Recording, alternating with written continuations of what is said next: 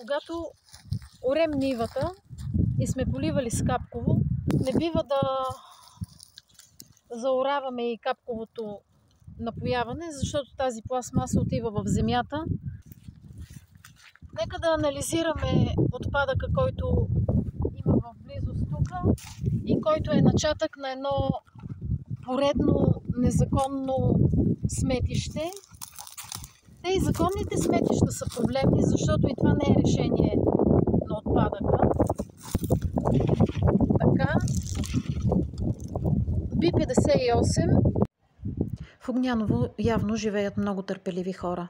Преди години общинските съветници в Пазарджик им продадоха борсата, която беше печеливша и можеше да бъде актив за селото. Вижда се, че на хората им е дошло до гуша от мръсотията и слагат табелки с предупреждения. Тук има ефект. Селото се намира в подножието на Бесепарските ридове. На много хора тези хълмове им се струват просто някакви чукари, но те са много известни сред хората, които се занимават с изчезващи видове птици и цветя. Варовикът е навсякъде около Огняново, само че точно тук на Бесепарските ридове е забранено да се копае, защото е защитена зона. А тук, точно до селото, се копае от десетилетия варовик и други материали. Инвеститорите са длъжни да оросяват, за да ограничават вдигането на прах. Трябва да има и мониторинг за състоянието на въздуха.